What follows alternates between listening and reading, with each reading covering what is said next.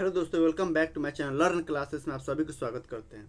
यदि आप इस चैनल पर नए हैं तो प्लीज़ चैनल को सब्सक्राइब कर लीजिए, वीडियो को लाइक कर लीजिए और जो बेल आइकन दिख रहा है ना उसे ही प्रेस कर लीजिएगा, ताकि हम जब भी कोई वीडियो अपलोड करेंगे ना तो सबसे पहले वीडियो आपके पास पहुंचेगा। तो हम लोग क्या पढ़ रहे थे, हम लोग 11th क्लास का जो कॉमर्स सब्जेक्ट है ना उसके अंदर जो चैप्टर नंबर 4 है उसके बारे में हम लोग पढ़ रहे थे, जिसका नाम है चैप्टर नंबर 4 का क्या नाम है, basis of accounting, BASES, basis of accounting, ACCOUNTING। हम लोग क्या पढ़ रहे थे, हम लोग 11th क्लास का जो कॉमर्स सब्जेक्ट है ना उसके अंदर जो चैप्टर नंबर 4 है जिसका नाम है बेसिस ऑफ अकाउंटिंग, उसके बारे में हम लोग कल पढ़े हैं। तो यदि आप वो वीडियो नहीं देखे हैं ना तो प्लीज़ मेरा इसी चैनल पर वीडियो अवेलेबल है, आप जाकर जरूर देख लीजिए। तो हम लोग बेसिस ऑफ अकाउंटिंग में कौन कौन से बेसिस पढ़ लिए थे, हम लोग दो बेसिस होता है बेसिस ऑफ अकाउंटिंग में, दो बेसिस ऑफ अकाउंटिंग के दो बेसिस होता है। पहला होता है cash basis of accounting, CASH, cash basis, BASES, cash basis of accounting, ACCOUNTING, cash basis of accounting. और दूसरा जो होता है उसका नाम है accrual basis of accounting, ACC, accrual basis, BASIS, accrual basis of accounting, ACCOUNTING। अगर हिंदी में अर्थ निकाले, हिंदी में इसको पता है कैश बेसिस ऑफ अकाउंटिंग क्या बोलते हैं, लेखांकन के रोककर आधार। क्या बोलते हैं हिंदी में, लेखांकन का रोककर आधार, रोककर आधार। जबकि एक्रूअल बेसिस ऑफ अकाउंटिंग को हिंदी में क्या बोलते हैं, लेखांकन के उपार्जन आधार, क्योंकि एक्रूअल का मतलब होता है उपार्जन। तो लेखांकन के उपार्जन आधार बोलते हैं, उपार्जन आधार। यानी हम लोग क्या पढ़ रहे थे, हम लोग 11th क्लास का जो कॉमर्स सब्जेक्ट है ना उसके अंदर जो चैप्टर नंबर 4 है जिसका नाम है बेसिस ऑफ अकाउंटिंग, जिसे हिंदी में अर्थ होता है लेखांकन का आधार। तो लेखांकन के आधार में दो प्रकार के आधार है, पहला कैश बेसिस ऑफ अकाउंटिंग, दूसरा accrual basis of accounting. Cash basis of accounting को लेखांकन का रोकड़ आधार कहते हैं और एक्रूअल बेसिस ऑफ अकाउंटिंग को हिंदी में लेखांकन के उपार्जन आधार कहते हैं। तो कल हम लोग जो वीडियो बनाए थे ना, कल हम लोग जो वीडियो अपलोड किए थे, जो हम लोग पढ़ाई किए थे उसके अंदर जो है हम लोग बेसिस ऑफ अकाउंटिंग के बारे में पढ़ लिए थे, कैश बेसिस ऑफ अकाउंटिंग के बारे में पढ़ लिए थे, एक्रूअल बेसिस ऑफ अकाउंटिंग के बारे में पढ़ लिए थे। यानी cash basis of accrual basis के बारे में हम लोग पढ़ लिए। यदि आप वो वीडियो नहीं देखे हैं तो मेरा इसी चैनल पे लर्न क्लासेस यूट्यूब चैनल पे आपको वीडियो मिल जाएगा, आप जाकर जरूर देखिएगा। तो आज हम लोग क्या पढ़ने वाले, आज हम लोग ना कैश बेसिस और एक्रूअल बेसिस के आधार पे हम लोग प्रॉफिट निकालेंगे, मतलब बुक्स ऑफ अकाउंट मेंटेन करने के, मतलब देखेंगे कैसे अगर कैश बेसिस ऑफ अकाउंटिंग के आधार पर बुक्स मेंटेन करते हैं तो प्रॉफिट कैसे बुक्स मेंटेन होता है, और अगर एक्रूअल बेसिस ऑफ अकाउंटिंग के बेस पर हम किसी ट्रांजैक्शन को रिकॉर्ड करते हैं तो क्या इफेक्ट पड़ता है। देखिए कोई भी व्यक्ति जब वो बिजनेस ओपन करता है तो बिजनेस से रिलेटेड जो भी ट्रांजैक्शन होता है तो किसी भी ट्रांजैक्शन को यानी एवरी ट्रांजैक्शन को रिकॉर्ड करने के लिए उसके पास दो मेथड है, दो तरीका है, दो बेसिस है, पहला दो आधार है, मतलब पहला कैश बेसिस ऑफ अकाउंटिंग, दूसरा एक्रूअल बेसिस ऑफ अकाउंटिंग। तो कैश बेसिस ऑफ अकाउंटिंग क्या कहता है, कैश बेसिस ऑफ अकाउंटिंग कहता है कि आप किसी भी ट्रांजैक्शन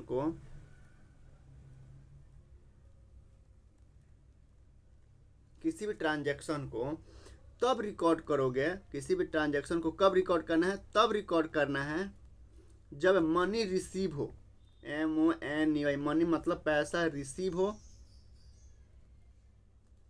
या पैसा का पेमेंट हो। पैसा अगर पेमेंट करते हो जिस तारीख को पेमेंट करते हो उस दिन रिकॉर्ड करोगे। यानी हम लोग क्या पढ़ रहे हैं, आपको सबसे पहले चीज़ हम लोग पढ़ क्या रहे हैं, हम लोग बेसिस ऑफ अकाउंटिंग पढ़ रहे हैं जो चैप्टर नंबर 4 का नाम है। इसके अंदर दो बेसिस है, पहला कैश बेसिस ऑफ अकाउंटिंग, दूसरा एक्रूअल बेसिस ऑफ अकाउंटिंग। और हम लोगों ने कैश बेसिस ऑफ अकाउंटिंग और एक्रूअल बेसिस ऑफ अकाउंटिंग के बारे में पढ़ चुके हैं। आज हम लोग ना इस पे कैश बेसिस ऑफ अकाउंटिंग और एक्रूअल बेसिस ऑफ अकाउंटिंग के बेस पे हम लोग आज प्रैक्टिकल क्वेश्चन करेंगे, ठीक है। तो कैश बेसिस ऑफ अकाउंटिंग क्या कहता है, कैश बेसिस ऑफ अकाउंटिंग कहता है कि आप किसी भी ट्रांजैक्शन को, कोई भी बिजनेसमैन या बिजनेसमैन को सलाह देता है, कैश बेसिस ऑफ अकाउंटिंग ये सलाह देता है बिजनेसमैन को कि आप किसी भी ट्रांजैक्शन को तब रिकॉर्ड करोगे उस दिन, उस तारीख को उस दिन को, उस तारीख को रिकॉर्ड करोगे, उस दिन रिकॉर्ड करोगे जब आप पैसा रिसीव करते हो, जब आप पैसा पेमेंट करते हो।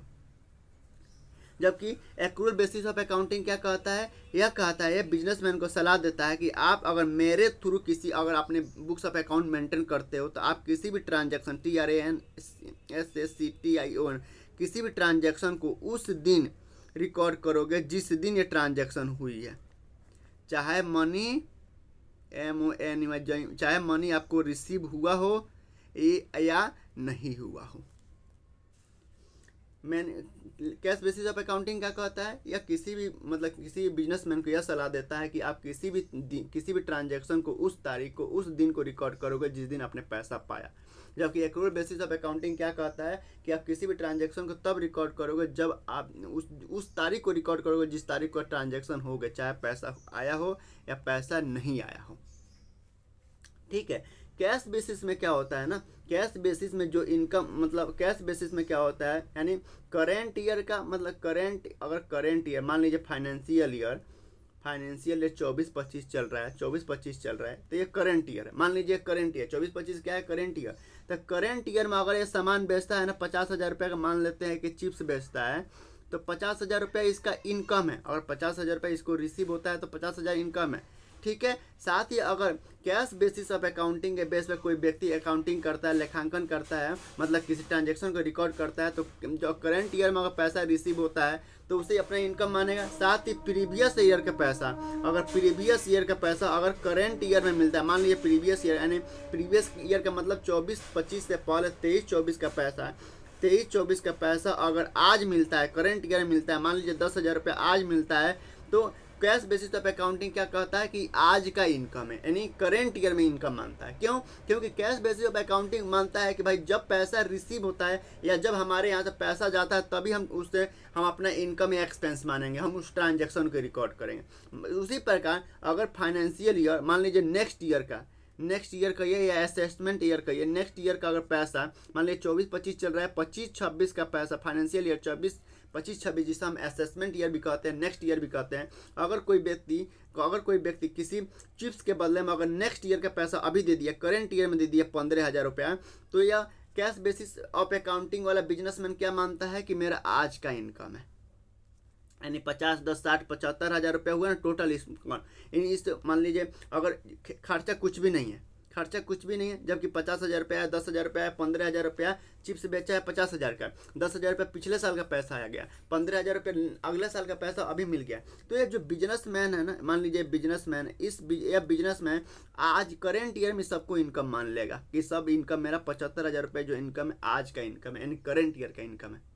यानी इस 75,000 में प्रीवियस ईयर का ही पैसा है, नेक्स्ट ईयर का ही पैसा है और करंट ईयर का ही पैसा है। लेकिन क्या कहता है 75,000 रुपये हमारा आज का यानी करंट ईयर का इनकम है। क्योंकि कैश बेसिस ऑफ अकाउंटिंग वाला बिजनेसमैन क्या कहता है कि आप किसी भी कैश बेसिस ऑफ अकाउंटिंग कहता है कि आप किसी भी ट्रांजैक्शन को तब रिकॉर्ड करोगे जब पैसा रिसीव हुआ है।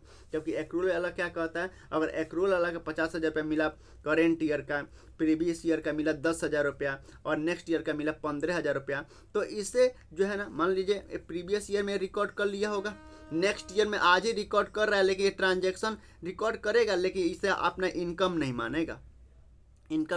यह कहेगा एक्रूअल बेसिस ऑफ अकाउंटिंग के बेस पर अगर कोई व्यक्ति ट्रांजैक्शन करता है तो एक्रूअल बेसिस ऑफ अकाउंटिंग कहता है कि आप किसी भी ट्रांजैक्शन को तब रिकॉर्ड करोगे जब आपको पैसा मिला है। यानी यह टोटल केवल 50,000 रुपये ही अपना इनकम बताएगा कि अगर इसका खर्चा कुछ भी नहीं है, जीरो है खर्चा, तो 50,000 रुपये ही इनकम बनेगा, क्योंकि करेंट ईयर का ही केवल एक करेंट ईयर के इनकम और एक्सपेंस को बताता है। तो अब हम लोग ना कैश बेसिस ऑफ अकाउंटिंग और एक्रूअल बेसिस ऑफ अकाउंटिंग के आधार पर हम लोग ना एक क्वेश्चन सोल्व करेंगे। ठीक है, देखते हैं कैश बेसिस ऑफ अकाउंटिंग के आधार पर हम कैसे कैसे प्रॉफिट निकालते हैं और एक्रूअल बेसिस ऑफ अकाउंटिंग के आधार पर कोई व्यक्ति और कोई बिजनेस में अकाउंटिंग करता है तो प्रॉफिट कैसे निकालता है।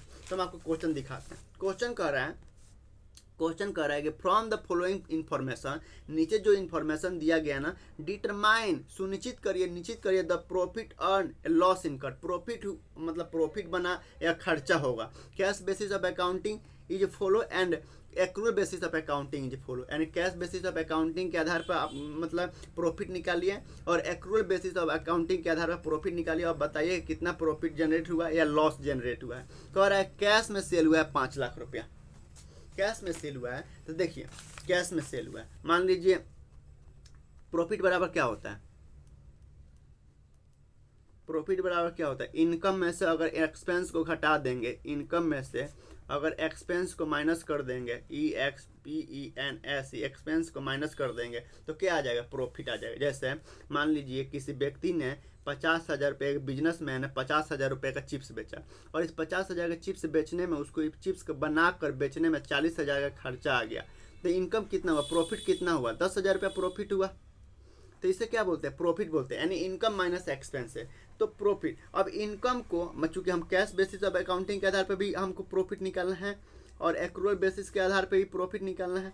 तो कैश बेसिस वाला क्या कहता है कि जब जब पैसा रिसीव हुआ तब तब रिकॉर्ड करना है, यानी आपको यदि पैसा मिला है, आज अगर पैसा मिला, मान लीजिए आपने 50,000 रुपये का चिप्स बेचा, 50,000 रुपये का चिप्स बेचा, 50,000 में 40,000 रुपये तो आपको कैश मिल गया, लेकिन 10,000 रुपये कैश नहीं मिला।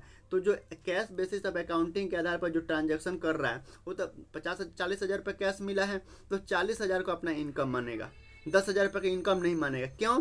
क्योंकि 10,000 रुपये उसको रिसीव नहीं हुआ तो इसे इनकम नहीं मानेगा। जबकि एक्रूअल बेसिस ऑफ अकाउंटिंग के आधार पर कोई व्यक्ति अकाउंटिंग करता है तो ये 50,000 रुपये को इनकम मानेगा कि मेरा करंट ईयर, यानी करंट ईयर में अगर 24-25 में, फाइनेंशियल ईयर 24-25 में अगर हम 50,000 के चिप्स बेचे हैं ना तो ये 50,000 हमारा टोटल इनकम है, चाहे पैसा मिला हो या नहीं मिला हो। कल हमने ना कैश बेसिस ऑफ अकाउंटिंग और एक्रूअल बेसिस ऑफ अकाउंटिंग के आधार पर मैंने मतलब इसके बारे में हमने पढ़ा दिया था। आज हम लोग क्वेश्चन करेंगे। तो इनकम मतलब क्या होता है, पैसा आया, अगर हमारे पास बिजनेस के पास पैसा आया तो इसे इनकम मानेगा।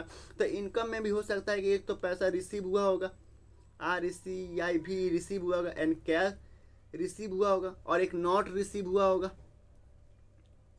नॉट रिसीव हुआ होगा। तो इनकम को ना जब अगर पूछे ना कभी भी कैश बेसिस और एक्रूअल बेसिस के बेस पे आप मतलब प्रॉफिट निकालिए तो ऐसे ही बनाइएगा, इनकम को 2 भागों में बांट दीजिएगा, इसको 2 पार्ट कर दीजिएगा, एक तो रिसीव एक नॉट रिसीव। उसी तरह एक्सपेंस को, खर्चा को आप 2 पार्ट में कर दीजिएगा, एक एक्सपेंस तो पेड किए होंगे, एक नॉट पेड यानी पेड नहीं किए होंगे।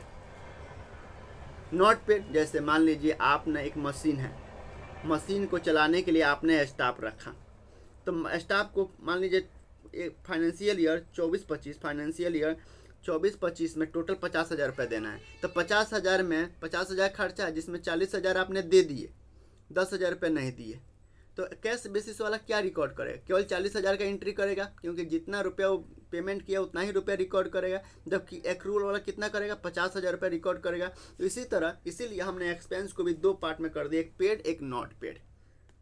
ठीक है, अब इसको हम थोड़ा बनाते हैं, करते हैं। देखिए यहाँ पे क्या कह रहा है, यहाँ पे कह रहा है कि कैश में सेल हुआ है 5 लाख रुपया। तो कैश में सेल हुआ है तो कैश से रिसीव हुआ है, भाई कैश में हमने गुड्स बेचे हैं, सेल किए हैं, तो क्या है, इनकम है, इनकम है। कैश में सेल किए हैं तो पैसा आया है तो इनकम है, तो पैसा कैश में सेल किए हैं तो पैसा आया होगा, तो रिसीव में 5 लाख रुपया लिख दो कि रिसीव हुआ 5 लाख रुपया।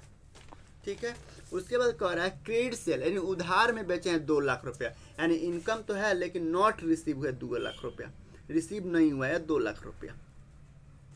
ठीक है, उसी तरह ये कह रहा है कि outstanding salary and wages. Outstanding salary क्या होता है, मतलब खर्च, सैलरी क्या होता है, खर्चा होता है, एक्सपेंसेज होता है। तो एक्सपेंसेज इधर है तो इस साइड में आ जाएंगे, एक्सपेंसेज के साइड में। फिर कह रहा है कि आउटस्टैंडिंग सैलरी जो है ना, आउटस्टैंडिंग सैलरी एंड वेजेज। अब आउटस्टैंडिंग सैलरी एंड वेजेज कितना है, आउटस्टैंडिंग सैलरी एंड वेजेज जो है 4 लाख रुपया है, 4,000 रुपया है। तो आउटस्टैंडिंग का मतलब होता है कि नॉट पेड, यानी आउटस्टैंडिंग का मतलब होता है हिंदी में बकाया, मतलब पे नहीं किया। तो नॉट पेड किया तो यहाँ पे लिख देंगे 4,000 रुपया आउटस्टैंडिंग सैलरी के अमाउंट लिख दिए। ठीक है, फिर कह रहा है कि इंश्योरेंस पेड इन एडवांस 2,500 रुपया। ठीक है, तो इंश्योरेंस क्या होता है, खर्चा होता है, और यहाँ पे क्या लिखा है, पेड शब्द लिखा है, यानी पे कर दिया है। तो इंश्योरेंस खर्चा होता है, पेड के कलम में कितना लिखेंगे, 2,500 रुपया, 2,500 रुपया। लेकिन ये एडवांस है ना, यानी इस साल का खर्चा नहीं। अगर फाइनेंशियल अगर हम 24-25 में निकाल रहे हैं प्रॉफिट, तो यह इस साल का नहीं है, यानी एडवांस दिए 24-25, लेकिन इसका बेनिफिट हम नेक्स्ट ईयर उठाएंगे। तो यहाँ पे NY लिख दो, नेक्स्ट ईयर। एडवांस का मतलब होता है कि मेरा इस साल मैंने एडवांस दे दिया, मतलब देना तो अगले साल लेकिन आज ही दे दिया। मतलब जैसे मैं आपको 11th का क्लास करा रहा हूँ और आपने 12th का पैसा आज ही दे दिया, 11th का टाइम पे ही दे दिया, यानी आपने एडवांस दे दिए, आपने एडवांस दे दिए। उसी तरह बिजनेस ने 2500 रुपया इंश्योरेंस का पैसा एडवांस दे दिया, तो एडवांस दे दिया तो उसका बेनिफिट अगला साल मिलेगा, तो ये नेक्स्ट ईयर का है, तो इसका पे तो कर दिया गया, पे कर दिया, पैसा निकल गया हमारे जेब से, बिजनेस के जेब से पैसा निकल गया, लेकिन इसका बेनिफिट नेक्स्ट ईयर आएगा, नेक्स्ट ईयर उठाएंगे। तो इंश्योरेंस पेड इन एडवांस। फिर कह रहा है outstanding electricity expense. Electricity expense क्या होता है? खर्चा होता है, तो खर्चा एक्सपेंस साइड में, और आउटस्टैंडिंग का मतलब क्या होता है? पेड नहीं किए, तो 1000 नॉट पेड के कॉलम में लिख देंगे। फिर यहाँ पे क्या कह रहा है कि इनकम रिसीव्ड 5000 रुपया, तो इनकम साइड में आ जाएंगे, और रिसीव हुआ है तो रिसीव के कॉलम में 5000 रुपया लिख देंगे। और यहाँ पे एक और कह रहा है कि excluding income receive in advance, यानी इसमें 5000 रुपये में कोई एडवांस मतलब इंक्लूड नहीं है, एक्सक्लूडिंग है, मतलब कोई एडवांस नहीं है। 5000 रुपये एक करेंट ईयर का है, कोई एडवांस नहीं है इसमें। फिर कह रहा है कि income receive and advance, income receive हुआ है तो रिसीव के कॉलम में, इनकम के साइड में रिसीव के कॉलम में कितना रुपया? 1000 रुपया। लेकिन ये एडवांस है ना, एडवांस मिल गया है, तो यानी इस साल का नहीं है, करेंट ईयर 24-25 का नहीं है, एडवांस बता रहा है, अगले साल का पैसा अभी दे दिया है, तो नेक्स्ट ईयर का पैसा है, तो NY लिख लेंगे। इसका मतलब ये सब करेंट ईयर का है, और ये नेक्स्ट ईयर का है, ये नेक्स्ट ईयर का, एक करेंट ईयर का है। ठीक है। फिर कह रहा है income earn but not receive, income earn कमा लिए, इनकम अर्न कर लिए, इनकम मेरा है, अर्न है, मैंने कमाया, बिजनेस कमाया, लेकिन रिसीव नहीं हुआ, तो नॉट रिसीव के कॉलम में 3000 रुपया लिख देंगे। Income earn but not receive, तो नॉट रिसीव के कॉलम में 3000 रुपया लिख देंगे। फिर कह रहा है कैश में परचेज किए हैं, तो कैश में परचेज किए हैं, तो कैश में अगर सेल किए हैं तो इनकम है, तो कैश में परचेज किए हैं, तो कैश में परचेज किए हैं तो खर्चा है। कितना कैश में परचेज किए हैं? 2,75,000, 2,75,000 रुपये पे किए हैं, पे नहीं लिखा है, कैश में परचेज किया, इसका मतलब आपने परचेज किया, पैसा दे दिया, यानी पे कर दिया। फिर कह रहा है क्रेडिट में परचेज किए हैं, क्रेडिट में परचेज किए हैं 1,25,000 रुपये, यानी उधार में परचेज किया, नॉट पेड किए हैं 1,25,000 रुपये, नॉट पेड के कॉलम में लिख देंगे, यानी खर्चा है, कैश में खरीदो या उधार में खरीदो, खर्चा तो है भैया, लेकिन पे किए हो तो पे के कॉलम में, पे नहीं किए हो तो नॉट पेड के कॉलम में। ठीक है। फिर यहाँ पे लिख रहा है सैलरी एंड वेजेज पेड है ना, सैलरी एंड वेजेज क्या होता है? खर्चा होता है, तो खर्चा कॉलम पेड के कॉलम में 44,000 रुपया यहाँ लिख देंगे। फिर यहाँ पे लिख रहा है कि इंश्योरेंस इलेक्ट्रिसिटी एक्सपेंस पेड 11,000 रुपये, इलेक्ट्रिसिटी एक्सपेंस पेड है ना, तो पेड के कॉलम में 11,000 रुपया लिख देंगे। फिर यहाँ पे कह रहा है कि इंश्योरेंस एक्सपेंस पेड है ना, तो पेड के कॉलम में इंश्योरेंस क्या खर्चा होता है, तो इंश्योरेंस कॉलम में 10 पेड एक्सपेंस के कॉलम में आएंगे 10,000 रुपये, इंश्योरेंस एक्सपेंस पेड लिख देंगे। लेकिन यहाँ कह रहा है इंक्लूडिंग प्रीपेड, तो यहाँ पे इंक्लूडिंग प्रीपेड है, यानी इस 10,000 में, यानी ये जो 10,000 है ना, यानी जो आपने इंश्योरेंस पे किए हैं ना, इंश्योरेंस जो पे किए हैं ना, ये जो इंश्योरेंस पे किए हैं 10,000 रुपया, इस 10,000 में क्या कह रहा है, इस 10,000 का ब्रेक करो, और इसमें कह रहा है इंश्योरेंस पेड के कॉलम में लिख रहा है कि इंक्लूडिंग प्रीपेड, यानी इसमें जो है ना 10,000 रुपये में इंक्लूडिंग प्रीपेड का मतलब एडवांस भी है, तो एडवांस यानी नेक्स्ट ईयर का कितना है और करेंट ईयर का कितना है, यानी प्रीपेड किया है मतलब एक्सपेंस है, इंश्योरेंस एक्सपेंस पेड है। इंश्योरेंस क्या होता है? खर्चा होता है, 10,000 रुपये खर्चा कर रहा है, लेकिन इसमें कोस्ट में ब्रैकेट में दिया कि इंक्लूड प्रीपेड, यानी प्रीपेड का मतलब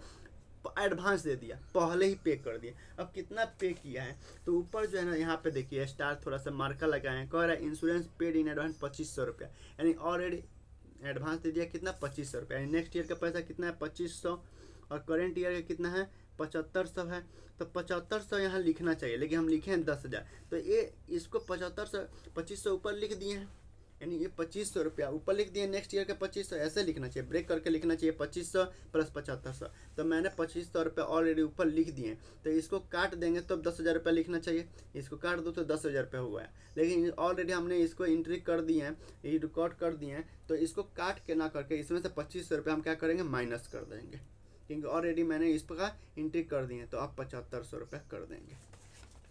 ठीक है। अब कह रहा है कि कैश बेसिस के आधार पे, CASH cash basis, BASIS cash basis of accounting, cash basis of accounting के आधार पर प्रॉफिट निकालिए। और फिर कह रहा है accrual ACCRUAL accrual basis, BASIS accrual basis of accounting, of accounting,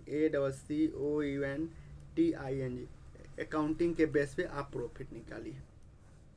तो कैश बेसिस वाला क्या कहता है कि जब पैसा रिसीव हुआ है ना, चाहे वो करेंट ईयर का पैसा मिला हो, चाहे मान लीजिए कैश बेसिस ऑफ अकाउंटिंग क्या कहता है कि अगर आप करेंट ईयर में मान लीजिए करेंट ईयर 24-25 चल रहा है, तो 24-25 में जितना रुपया रिसीव हुआ है वो तो आपका इनकम है, मतलब जितना रुपया रिसीव हुआ वो तो आपका इनकम है।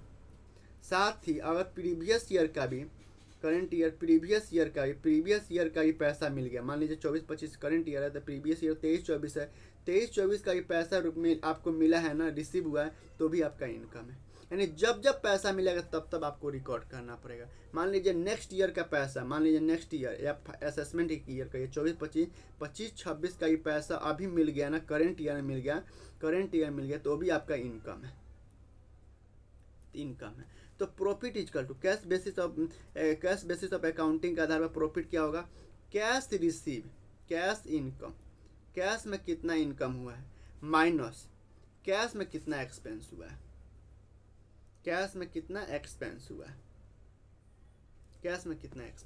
तो कैश में कितना रिसीव हुआ है, चाहे वो करेंट ईयर का हो, प्रीवियस ईयर का हो या असेसमेंट ईयर का हो, कैश में कितना रिसीव हुआ है, 5 लाख, 5,00,000, 1,000, 5,06,000 रुपये कैश में रिसीव हुआ है, 5,06,000 रुपया। अब कैश में खर्चा कितना हुआ, चाहे वह इस साल खर्चा किए हैं, पिछले साल खर्चा किए हैं या अगले साल का खर्चा अभी कर दिए हैं, कैश में टोटल खर्चा कितने किए हैं, तो 2500 2,75,000 है। इसके लिए कैलकुलेटर चाहिए, कैलकुलेटर ऐसे जोड़ लो। अब कैसे जोड़ेंगे, कैलकुलेटर देखते हैं, कैलकुलेटर है हमारे पास, देखते हैं, कैलकुलेटर होना चाहिए यार, पता कहाँ रखें। चलो ठीक है, ऐसे देखते हैं, 2,75,000 ये हो गया, 44,000 ये हो गया, कितना हो गया 2,75,000, फिर 44,000 कितना हुआ भाई, कितना हुआ ये तो जोड़ना थोड़ा मुश्किल पड़ जाएगा भाई। फिर कोई नहीं, टेंशन लेने की ज़रूरत नहीं है, ये 2,75,000 44,000 कितना होता है, 2500 अब 7500 10,000 10,000 10,000 11 21,000 21,000 40,000 21 4 21 4 25 25 25 25 40 25 40 कितना होता है 25 75 75 75 75 2,75,000 5,000 2,80,000 2,80,000 2,80,000 2,80,000 70,000 2,80,000 2,000 3,50,000 रुपया, 3,50,000 हुआ। कैश में कितना खर्चा किया 3,50,000, यानी आंसर कितना आना चाहिए, आंसर आना चाहिए आपका, आंसर कितना आना चाहिए, आंसर आना चाहिए आपका कैश बेसिस ऑफ अकाउंटिंग के बेस पे 1,66,000, 1,66,000। ये कैश बेसिस ऑफ अकाउंटिंग के बेस आधार पर ये प्रॉफिट है। यानी कैश बेसिस ऑफ अकाउंटिंग क्या कहता है कि आपको करेंट ईयर में कितना पैसा रिसीव हुआ है, करेंट ईयर में, तो करेंट ईयर में 5 लाख हुआ है, 5,000 ये करेंट ईयर है, एक करेंट ईयर का है, एक करेंट ईयर का है, जितना एक करेंट ईयर का है एक करेंट ईयर है, ये भी करेंट ईयर, ये भी करेंट ईयर, ये भी करेंट ईयर और ये भी करेंट ईयर का पैसा है, ये भी करेंट ईयर लिख दो, ये भी करेंट ईयर लिख दो, ये भी करेंट ईयर का खर्चा है। तो करेंट ईयर में चूंकि नेक्स्ट ईयर का अगले साल का ही पैसा आज ही मिला 1,000 रुपया, तो कैश बेसिस वाला क्या कहता है जितना पैसा मिला उतना भी रिकॉर्ड करेंगे, तो आज मिला है करेंट ईयर में मिला है तो करेंट ईयर में वैसे इनकम मानेगा, जबकि इतना रिसीव नहीं होता है, केवल जितना रिसीव हुआ उतना ही इनकम मानेगा, और जितना उसने पेड किया है, चाहे वो आज पैसा पे किए हो, करेंट ईयर में पैसा पे किए हो, पिछले साल का पैसा पे किए हो या अगर एडवांस दे दिया तो आज ही रिकॉर्ड करेगा, उसे खर्चा मानेगा। तो कैश बेसिस ऑफ अकाउंटिंग के आधार पर 1,66,000 का प्रॉफिट हुआ, जबकि एक्रूअल बेसिस ऑफ अकाउंटिंग क्या कहता है कि प्रॉफिट इक्वल टू होता है, profit equal to cash plus credit, cash plus credit income, cash plus credit income minus cash plus credit expense. और एक केवल एक्रूअल बेसिस ऑफ अकाउंटिंग है ना, केवल करेंट ईयर मतलब अगर 23-24 चल रहा है या 24-25 चल रहा है तो केवल 24, मान लेते हैं कि करेंट ईयर 24-25 चल रहा है तो केवल 24-25 के अकाउंटिंग को रिकॉर्ड करेगा, केवल 24-25 का। तो 24 करेंट ईयर कितना है, करेंट ईयर का इनकम कितना है, तो मतलब कैश वाला भी लेंगे क्रेडिट वाला भी लेंगे। नॉट रिसीव का मतलब क्या है, क्रेडिट में है भाई, इनकम टोटल है, एक कैश में है एक क्रेडिट में है, तो केवल करेंट ईयर का, तो नेक्स्ट ईयर का है तो नेक्स्ट ईयर का पैसा नहीं लेंगे। तो 5,05,000, 5 2 7 लाख, 7 लाख 5 3 8, 7,08,000 रुपया, 7,08,000 रुपया cash plus credit income receive plus cash plus credit expense कितना हुआ है। तो ये एक्सपेंस का कलम है। अब जोड़ो केवल करेंट ईयर का, तो कितना हुआ, ये हो गया आपका 2,75,000, 75,000 मतलब 75,000, हम कितना जोड़ रहे थे यार, 2,75,044, यहाँ पे जोड़ लेते यार, यहाँ पे जोड़ लेते 2,75,000, 2,75,000 एक केवल करेंट ईयर का, फिर 44,000, फिर आपका 11,000, फिर आपका 7,500, तो 0,0,0,0 5 के 5 7 1 8 8 8 2 10 2 12 12 5 17 7 में 1 1 1 1 1 1 1 2 4 6 6 4 10 10 3 13, आप 13 3 1 1 2 1 3,75,500, 3,37,500 कितना आ रहा है, 2,75,000 प्लस 44,000 प्लस 11,000 प्लस 7,500, तो 0,0,0,0 5 के 5 7 1 8 8 2 10 10 5 5 15 7 1 8 8 2 10 7 1 8 8 2 10 2 12 12 5 17 7 1 1 1 1 8 8 1 9 9 1 10 2 12 9 10 3 13 13 3,75,000 3,37,500 कितना आ रहा है, 3,37,500 करेंट ईयर का ये इनकम है, करेंट ईयर की इनकम है। करेंट ईयर खर्चा कितना हो गया, करेंट ईयर का इनकम है माइनस 7 लाख माइनस 3,75,000 खर्चा, अब ये भी तो खर्चा है 3,75,000 अब प्लस 1,25,000, 3,75,000 3,75,000 3,75,500 यहाँ पे जोड़ते हैं यार, 3,75,500 3,75,500 फिर 1,25,000 करेंट ईयर केवल 1,25,000 1,26,000 26 26 4 1,30,000 1,26,000 1,30,000 1,30,000, तो 0,0,0,0 5 के 5 5 के 5 7 3 10 7 3 10 4 4,05,500, 4 लाख माइनस 4,05,500, तो अगर इसमें से घटाओगे ना तो आंसर आएगा आपका 2,40,500, 2,40,500। यानी अगर एक्रूअल बेसिस के बेस पर आप मतलब अकाउंटिंग करते हो या प्रॉफिट निकालते हो तो 2,40,500 प्रॉफिट आ रहा है, जबकि कैश बेसिस ऑफ अकाउंटिंग के बेस पर अगर आप प्रॉफिट निकालते हो तो 1,66,000 आ रहा है। क्योंकि कैश बेसिस ऑफ अकाउंटिंग है ना, यह कहता है कि आप किसी भी ट्रांजैक्शन को तब रिकॉर्ड करोगे जब आपके पास पैसा आए, चाहे वो करेंट ईयर का हो, प्रीवियस ईयर का हो या अभी नेक्स्ट ईयर का, आज मिला है तो आज मेरे लिए इनकम है। जबकि एक रूल कहता है ना अगर करेंट ईयर का इनकम है तो करेंट ईयर का मानेंगे, चाहे अगर आपने अगले साल के असेसमेंट ईयर अगला साल का पैसा आज दे दिए ना, अगर असेसमेंट ईयर का पैसा करेंट ईयर में दे दिए तो वह इनकम नहीं मानता, वह अपना लाइबिलिटी मानता है। अगर इसने एडवांस दे दिए मतलब करेंट ईयर में एडवांस दे दिया तो यह क्या मानता है, एसेट मानता है, अपना एक्सपेंस नहीं मानता है। तो आई होप कि यह क्वेश्चन आपको समझ में आया होगा, फिर भी यदि नहीं आया होगा ना तो मैं आपको ज़रूर समझाऊंगा। आज के लिए इतना ही काफ़ी, बाय, फिर कल मिलते हैं, टाटा।